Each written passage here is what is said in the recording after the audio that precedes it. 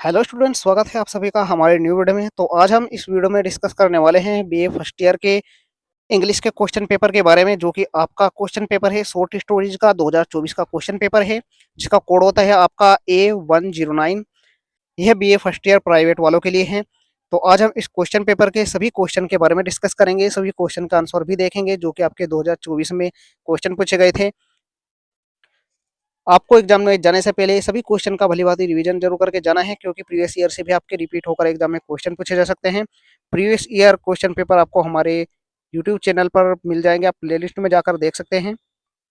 तो वीडियो को अंत तक जरूर देखते रहिए। वीडियो में आगे बढ़ने से पहले यदि आप हमारे चैनल पर नए हो तो चैनल को सब्सक्राइब जरूर करें, जिससे आपको हमारी आने वाली न्यू नोटिफिकेशन समय पर मिल सके। तो आइए बिना टाइम वेस्ट के वीडियो को स्टार्ट करते हैं।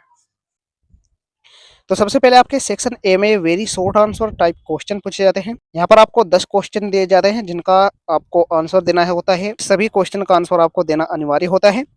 तो सबसे पहले हम यहाँ पर फर्स्ट क्वेश्चन देख लेते हैं। फर्स्ट क्वेश्चन आपके एग्जाम में पूछा गया था, what was Muni's total English vocabulary. इसका अर्थ हो जाएगा मुनि की टोटल इंग्लिश वोकेबलरी, यानी उसका शब्दकोश का जो भंडार होता है वह कितना था।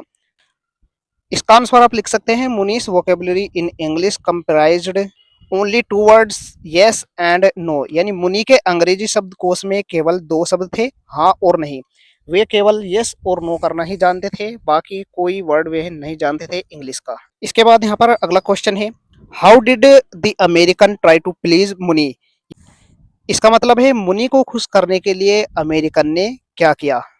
इसका उत्तर आप लिख सकते हैं, the American thought that Muni wanted to talk of his pets, therefore he went near the goats to please him and stroked their backs। इसका अर्थ हो जाएगा, अमेरिकी ने समझा कि मुनि अपने मवेशियों के बारे में यानी जानवरों के बारे में बात करना चाहता है, इसलिए वो बकरियों के समीप गया और उनकी पीठ थपथपाई।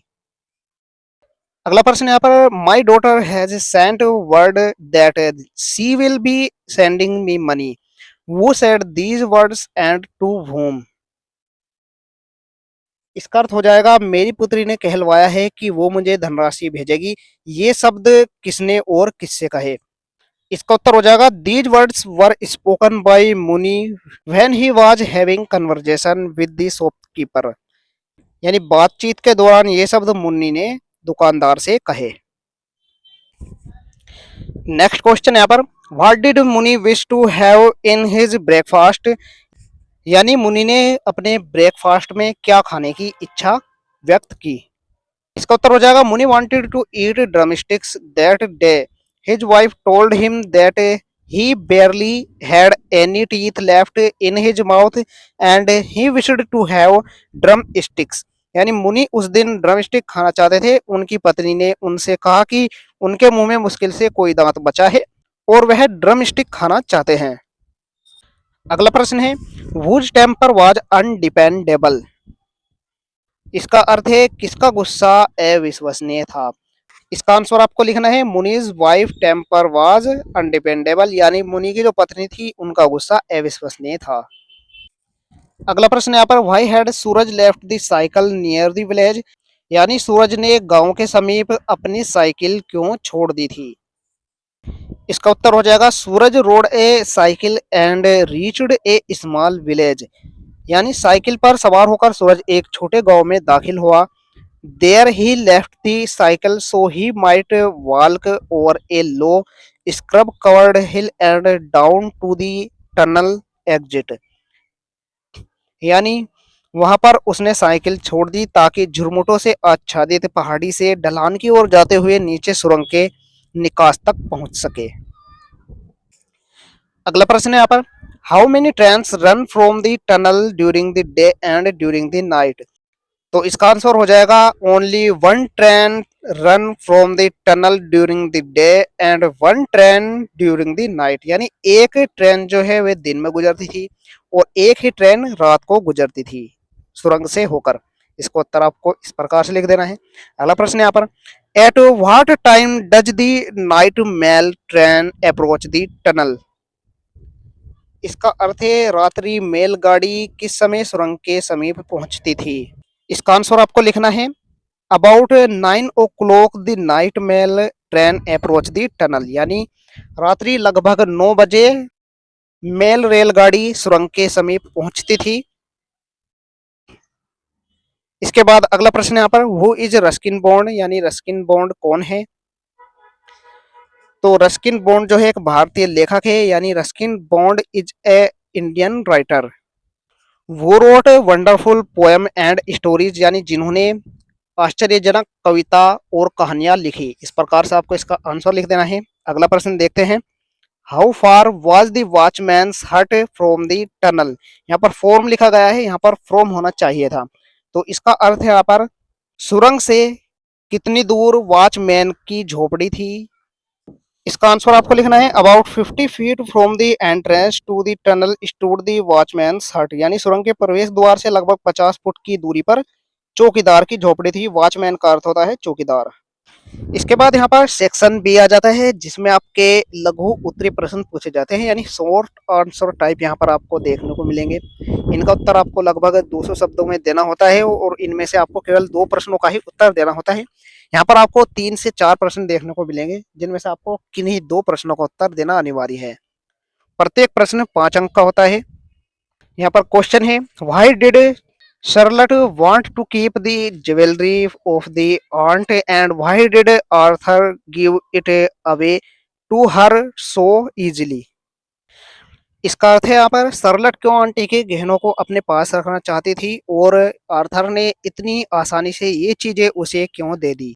इसका आंसर है, दी protagonist Charlotte is fascinated with the necklace of shining pearls. These are the property of her aunt's stepson Arthur Prime. She wonders if they could be a gift from someone. When her aunt was an actress, Arthur says that the pearls are best. Then she agrees to keep this jewelry with her as they were nothing more than past. Arthur enthusiastically approves to give it away to her in an essay way. इसका हिंदी में आप answer देख सकते हैं। कहानी की नायिका सरला चमकते हुए मोतियों के हार को देखकर रोमांचित हो उठती है। ये चीजें उसकी चाची के सौतेले बेटे की संपत्ति है। उसे आश्चर्य होता है कि ये चीजें उसकी चाची को उपहार स्वरूप मिली होंगी जब वो अभिनेत्री थी। आर्थर का कहना है कि ये मोती आर्टिफिशियल है, तब वो इनको अपने पास रखने के लिए तैयार हो जाती है। ये असली मोती नहीं थे, अतः आर्थर खुशी खुशी इनको उसे देने को तैयार हो जाता है। अगला प्रश्न यहाँ पर, how do the two friends resolve their rivalry between themselves in the story Telemachus, यानी दोनों दोस्त किस प्रकार से अपने बीच की प्रतिस्पर्धा का समाधान करते हैं कहानी टेलेमैकस में। इसका आंसर हो जाएगा यहाँ पर, Mrs Jejaf used to sit in the breeze and there Hicks and Paisley used to congregate after supper and partial payment on their respects to the lady of their choice.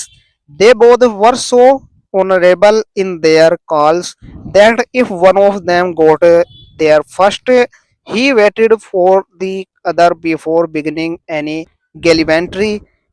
Thus, they did nothing dishonorable which could not be quite fair.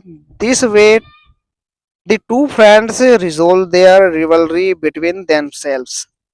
इसका अर्थ हो जाएगा यहाँ पर, श्रीमती जेसफ प्राय खुली हवा में जाकर बैठ जाया करती थी। भोजन करने के बाद वहीं पर हिक्स और पेस्ले भी पहुंच जाते थे और अपनी पसंद की स्त्री को अपनी भावनाएं प्रेषित करते थे। अपने आचरण में वे सदैव एक दूसरे का सम्मान करते थे। यदि उनमें से कोई पहले आ जाता था तो वो दूसरे का इंतजार करता था, न कि आवारागर्दी करने लगता था। इस प्रकार उन्होंने कभी ऐसा बर्ताव नहीं किया जो कलह का कारण बनता। इस प्रकार दोनों दोस्तों ने आपसी प्रतिस्पर्धा के बीच सही रास्ता निकाल लिया। अगला प्रश्न है, व्हाट वर दी निस्क्स, यहाँ पर निक्स दिया गया है जबकि रिस्क होता है, तो यहाँ पर आपको लिखना है, what were the risk attached with the official position of Louis Rimaire, यानी लुई रिमायर के पद के साथ क्या जोखिम मौजूद थे। Was he frightened of them, क्या ऐसे खतरों से वो घबरा गया था। इसका आंसर हो जाएगा, the person holding the post of public executioner had to always fear of his life. The man who had been executioner before Louis Rimaire had gone 2 or 3 times to governor of the prison and told him that he feared of his life. He was convinced that the convicts were out to kill him, and indeed he was hanged in the jungle. Louis Rimayer had no fear that anything of that sort would happen to him. इसका हिंदी में अर्थ हो जाएगा, जिस व्यक्ति को सरकारी जल्लाद का पद दिया जाता था उसे सदैव ही अपने जीवन का खतरा मंडराता दिखाई देता था। लुई रिमायर से पहले जो जल्लाद था वो 2 या 3 बार जेल गवर्नर के पास गया था और उन्हें बताया था कि मुझे अपनी जान का खतरा है। उसे विश्वास हो चुका था कि सजायाफ्ता लोग मुझे मार डालेंगे। वास्तव में उसको जंगल में फांसी पर लटका पाया गया था। लुई रिमायर भयभीत नहीं था कि उसके साथ भी ऐसा कुछ हो सकता है। अगला प्रश्न है यहाँ पर, what was the passion of Louis Remire beside his profession. इसका आंसर हो जाएगा, Louis Remire had served in police force at Lyons as a prisoner. He showed his good character. Due to these two factors, he had been given an official position. He had been chosen among nearly 200 applicants to be the public executioner.